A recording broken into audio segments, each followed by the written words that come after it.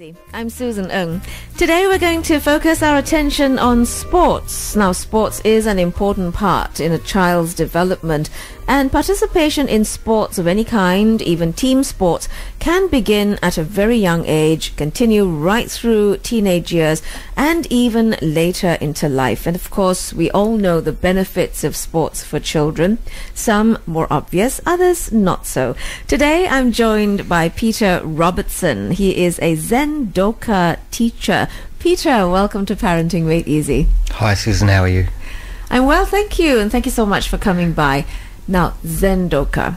I know that when I heard this word for the first time, I was wondering, what in the world is Zendoka? Okay. And then I knew that it's a martial arts, but more common perhaps would be terms like Taekwondo and Aikido and karate and things like that. Zendoka seems to me to be rather new, but it's not so. Perhaps it's not so popular in Singapore. But you are a proponent, you're a sensei of Zendoka, and you've been practicing this sport for quite a long time now, and now you're a teacher. You've been in Singapore for 3 years, and you're teaching Zendoka in Singapore now. So start us off, Peter, by telling us what Zendoka is. Well, Zendoka is freestyle karate. It's a mixed martial art with the same philosophy as Bruce Lee's Jeet Kune Do.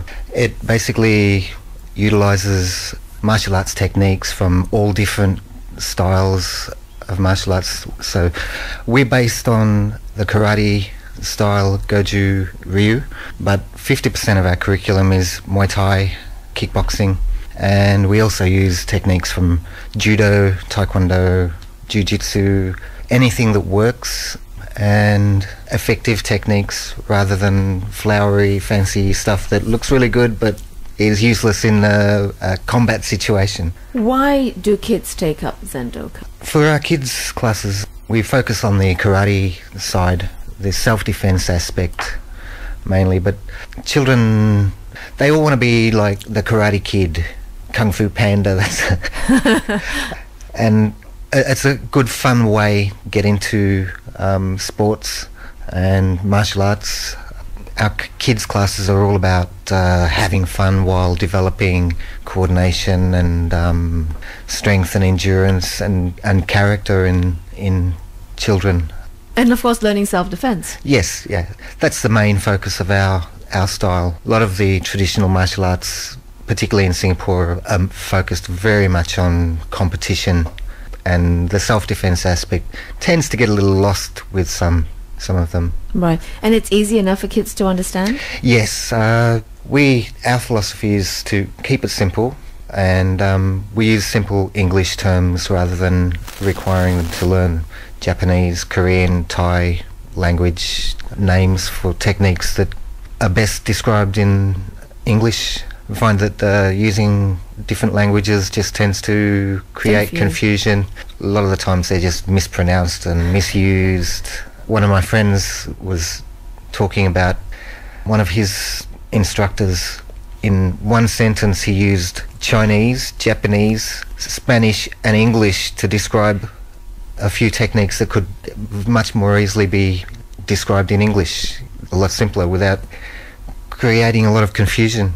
Right, so for the kids really is to keep things simple. Yeah. So that they can learn what they're supposed to learn and not really confuse the matter. Yeah? Yes. Okay. Yeah. So for the kids who come in to a Zendoka class, aside from all the things you mentioned, having fun, developing fitness, which I know for parents that's really important for children, then of course there's coordination, because you teach, when you learn any sport, you really learn how to coordinate all your different limbs, right? Yep. Yeah. And also you mentioned self-confidence and self-esteem before we started. Have you seen children move from... Absolutely. Yeah?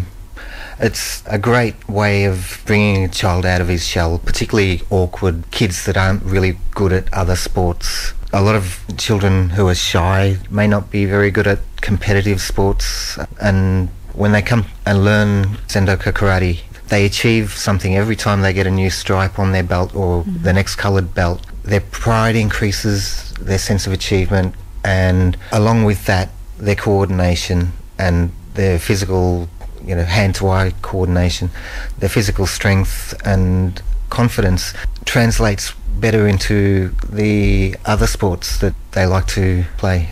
So you find that the shy kids really come into their own when they attend a class like this and find that they are able to achieve? That's right. It's a great way for kids to build confidence and raise their self-esteem. Yeah. Okay, so you'll have kids come in, and your children? My son was a black belt at the age of 10. My daughter was on the verge of a brown belt, but her calisthenics took precedence, so she devoted herself to that, and now she's teaching the younger kids calisthenics. In the class? Yeah. Oh, excellent. So you're grooming her to be the next sensei. You never know, could happen. Well, yeah. For this particular sport, we were talking about the fact that when children come in, they can have fun and they can develop fitness and coordination. Would it make for a great family sport too? Well, yes. As I said, I was training with my son and daughter. It was a family outing. Every Wednesday night we'd go to karate class, and we'd practice at home together. And yeah, it was a great bonding experience for a lot of us, something that we all had in common. That's right. And I was about to say that really it's great family bonding time. So it's not just send the kids off to class and then go have a cup of coffee. So it's great to do together as a family. Peter Robertson is my guest today, Zendoka teacher. We'll tell you more about his school in just a bit. And stay with us on Parenting Made Easy. Parenting Made Easy on 938 Live.